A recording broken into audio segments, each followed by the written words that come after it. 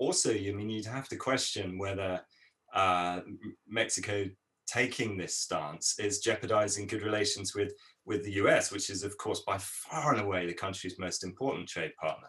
Trade with Russia really is comparatively puny. Jon Farmer is editor-in-chief at Latin News and editor of the Latin America Weekly Report. Good morning to you. Good morning, Jane. So tell us, why are the two biggest democracies in Latin America not lining up to condemn the Russian invasion?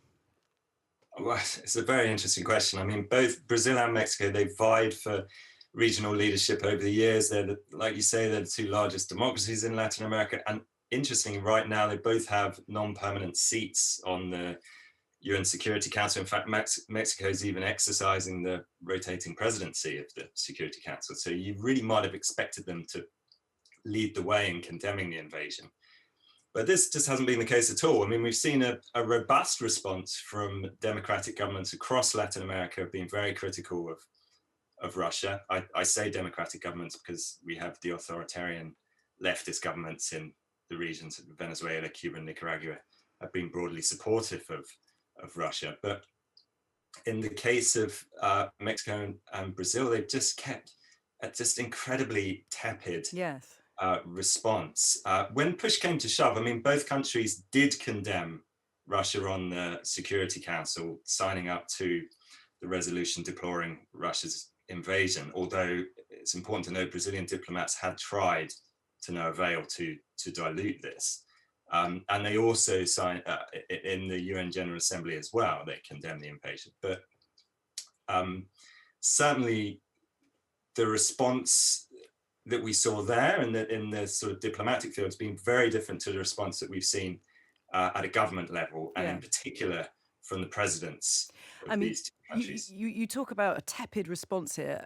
President of Mexico, President López Obrador, incredibly weak. He said, "We're not going to take any sort of economic reprisal because we want to have good relations with all the governments in the world." What is going on there? Is this about money? Is this about Brazil and Mexico depending on Russia's input financially? Not really. Certainly in the case of Mexico, it only imported just over 2 billion worth of imports from Russia last year. So it's really not a significant trade partner in that respect. And also, you'd have to question whether Mexico taking this stance is jeopardizing good relations with the US, which is, of course, by far and away the country's most important trade partner. Trade with Russia really is comparatively puny. And of course, relations with Ukraine now are going to be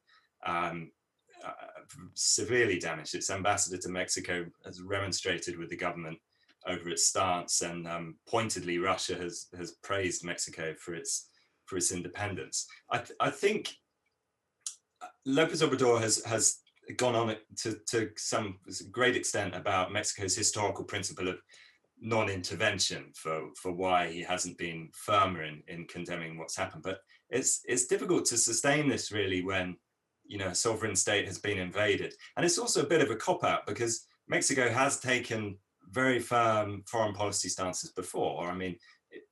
Going way back, it sided with the Allies during World War II.